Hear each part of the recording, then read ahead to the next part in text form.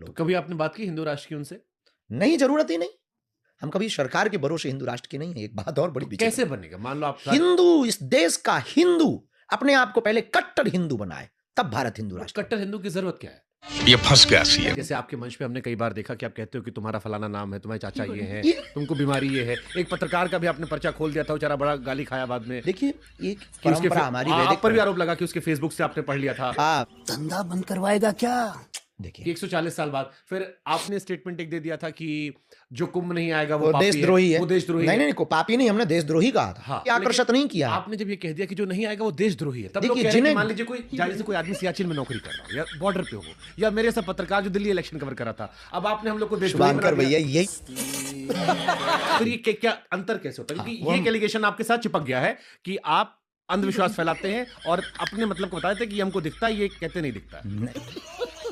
तो दोस्तों, जैसा कि आप शुरू के क्लिप देखकर समझ गए होंगे कि आज की वीडियो किस टॉपिक पर है, और जैसा कि धीरेंद्र शास्त्री ने कुछ ही दिन पहले बताया था कि महाकुंभ में जो लोग मरे हैं वो लोग मरे नहीं बल्कि उन लोग को मोक्ष मिला है। तो इसी से रिलेटेड शुभंकर मिश्रा ने कुछ ऐसे सवाल पूछा कि धीरेंद्र शास्त्री पूरी तरह से बौखलाए गए। और इतना ही नहीं दोस्तों, धीरेंद्र शास्त्री का ये भी कहना है कि जो मैंने कहा वो सही कहा है। तो वीडियो को शुरू से लास्ट तक देखें और आप अपना राय कमेंट बॉक्स में जरूर दें। लोगों ने कहा कि धीरेन्द्र कृष्ण शास्त्री ने असंवेदनशील बयान दे दिया कि जो यहाँ मृत्यु हुई वो मोक्ष किया है। फिर लोग आपको व्यक्तिगत टारगेट करने लगे कि ऐसे तो आपको ही मोक्ष मिल जाना चाहिए।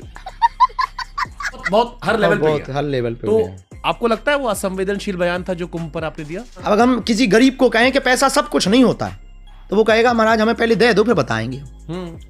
तो ये वहां तो ज्ञान की शून्यता हो जाती है। इतना तो हम भी समझते हैं, लेकिन समझाने के लिए आपको कुछ तो कहना पड़ेगा। तो हमारे अर्थ का अनर्थ कर दिया लोगों ने। इस बात का हमें बहुत कष्ट है, इस बात का हमें दुख है कि आपने जो बोला ठीक बोला है। आपने जो हमें किसी ने कहा कि हम आपको मोक्ष दिला देंगे, वो सब अपनी अपनी बातें उनकी जगह ठीक है। जिनकी जैसी श्रद्धा होगी वो अपने अपने हिसाब से वो ठीक कह रहे हैं, क्योंकि उस बात आप पर तंज कस रहे थे कि अगर ऐसे मोक्ष मिलना है धीरेन्द्र शास्त्री जी को हम धक्का दे देंगे। वो सुना है, तो उनका अपनी जगह कहना ठीक है, चूंकि वो समझ नहीं पाए हमारे तत्व को, समझ अर्थ का अनर्थ निकाल दिया, इसलिए उनके शब्द मुंह से ऐसा निकल रहा है। हमारा किंचित मात्र भी ऐसा उद्देश्य नहीं था कि हम उनको ये कहें कि भैया जो मरे हैं वो मोक्ष भया है।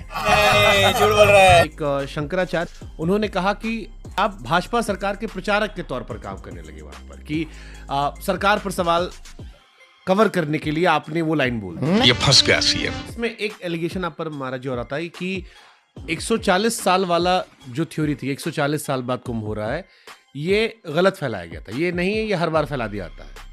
देखिए, 140